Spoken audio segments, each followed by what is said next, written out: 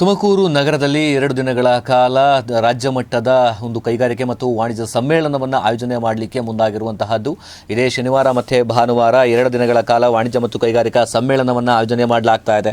ಬೆಂಗಳೂರಿನ ಕರ್ನಾಟಕ ವಾಣಿಜ್ಯ ಮತ್ತು ಕೈಗಾರಿಕಾ ಮಹಾಸಂಸ್ಥೆ ರಾಜ್ಯದ 30 ಜಿಲ್ಲೆಗಳಲ್ಲಿಯೂ ಕೂಡ ವಾಣಿಜ್ಯ ಮತ್ತು ಕೈಗಾರಿಕಾ ಸಂಸ್ಥೆ ಒಳಗೊಂಡಿರತಕ್ಕಂತಹದ್ದು.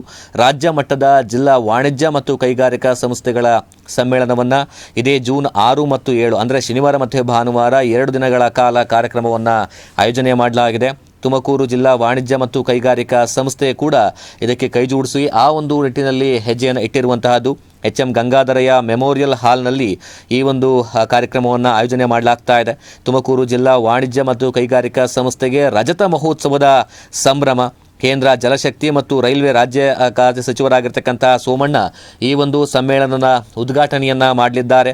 ವಾಣಿಜ್ಯ ಮತ್ತು ಕೈಗಾರಿಕಾ ಒಂದು ಪರವಾದ ನೀತಿಗಳನ್ನು ಅನುಷ್ಠಾನಗೊಳಿಸೋದಕ್ಕೆ, ಕೈಗಾರಿಕೆಗಳ ಅಭಿವೃದ್ಧಿಗೆ ಹೊಸ ಆವಿಷ್ಕಾರಗಳನ್ನು, ಉದ್ಯಮಶೀಲತೆಯಲ್ಲಿ ಪ್ರಗತಿಯನ್ನು ತರೋದಕ್ಕೆ ನಿಟ್ಟಿನಲ್ಲಿ ಎಲ್ಲ ರೀತಿಯಾದಂತಹ ಕ್ರಮಗಳನ್ನು ತೆಗೆದುಕೊಳ್ಳೋದಕ್ಕೆ ಒಂದು ಸಮ್ಮೇಳನ ಒಂದು ವೇದಿಕೆ ಆಗ್ತಾ ಇದೆ. ತುಮಕೂರು, ಮೈಸೂರು, ಬೆಳಗಾವಿ, ಹುಬ್ಬಳ್ಳಿ, ಧಾರವಾಡ, ಮಂಗಳೂರು ಸೇರಿದಂತೆ ಇಂತಹ ಹಲವಾರು ನಗರಗಳಲ್ಲಿ ಕೈಗಾರಿಕೆ ಮತ್ತು ವಾಣಿಜ್ಯ ಚಟುವಟಿಕೆಗಳನ್ನು ಪ್ರೋತ್ಸಾಹಕ್ಕೆ ಸರ್ಕಾರ ಒತ್ತು ನೀಡಬೇಕು. ತುಮಕೂರು ಜಿಲ್ಲಾ ವಾಣಿಜ್ಯ ಮತ್ತು ಕೈಗಾರಿಕಾ ಸಂಸ್ಥೆಯ 25 ವರ್ಷಗಳನ್ನು ಪೂರೈಸಿರುವಂತಹ ಹಿನ್ನೆಲೆಯಲ್ಲಿ ಈ ಒಂದು ಸಂಭ್ರಮಾಚರಣೆಯನ್ನು ಮಾಡಲಾಗ್ತಾ ಇದೆ. ಈ ಒಂದು 2 ದಿನಗಳ ಕಾಲ ಅದ್ದೂರಿ ಕಾರ್ಯಕ್ರಮ ತುಮಕೂರಿನಲ್ಲಿ ನಡೀತಾ ಇದೆ ಅನ್ನುವಂತಹ ಮಾಹಿತಿಯನ್ನು ಹಂಚಿಕೊಂಡಿದ್ದಾರೆ FKCCIನ ಅಧ್ಯಕ್ಷರಾಗಿರ್ತಕ್ಕಂಥ ಶ್ರೀಮತಿ ಉಮಾರೆಡ್ಡಿ, ಹಾಗೆಯೇ KDCCIನ ಅಧ್ಯಕ್ಷರಾಗಿರ್ತಕ್ಕಂಥ PR ಕುರಂದವಾಡ್.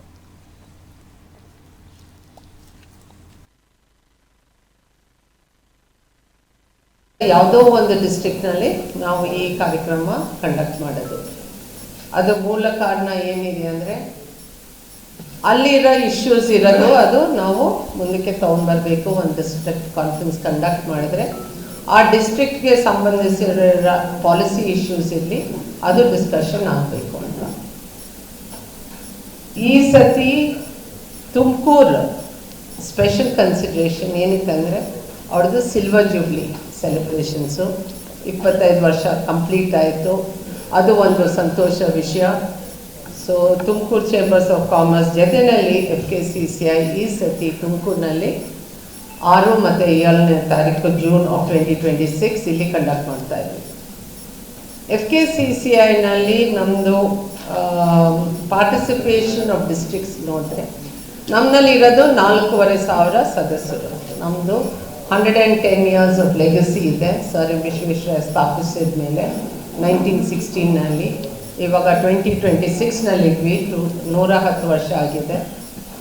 ಅದರಲ್ಲಿ 4,500 MSMEs ಇದ್ದಾರೆ ಮೆಂಬರ್ಸ್ ಆಗಿ. ಅದು ಅವರು ಇಂಡಸ್ಟ್ರಿನಲ್ಲಿರ್ಬೋದು, ಟ್ರೇಡ್ನಲ್ಲಿರ್ಬೋದು, ಸರ್ವಿಸಸ್ನಲ್ಲಿರ್ಬೋದು.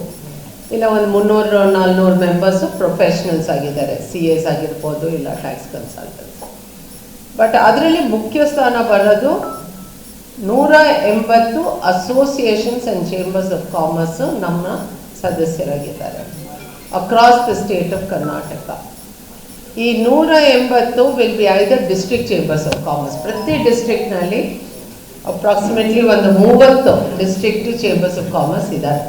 ಉಡುಪಿನಲ್ಲಿರಲಿ, ಮಂಗಳೂರಿರಲಿ, ತುಮಕೂರಿರಲಿ, ಬೆಂಗಳೂರಿನಲ್ಲಿರಲಿ, ಸೌತ್ ಬ್ಯಾಂಗ್ಳೂರ್ ಇರಲಿ, ಚಿಕ್ಕಬಳ್ಳಾಪುರ ಇರಲಿ, ಚಿಕ್ಕಮಂಗ್ಳೂರು ಇಲ್ಲಿ ಎಲ್ಲ ಡಿಸ್ಟ್ರಿಕ್ಟ್ಸ್ನಲ್ಲಿ ಒಂದು ಡಿಸ್ಟ್ರಿಕ್ಟ್ ಚೇಂಬರ್ಸ್ ಆಫ್ ಕಾಮರ್ಸ್ ಇದ್ದಾರೆ. ಆಚರಿಸೋಕ್ಕೆ ಸಿದ್ಧರಾಗಿದ್ದೇವೆ. ಜೂನ್ 6 ಮತ್ತು 7ನೇ ತಾರೀಕಿನ ದಿವಸ.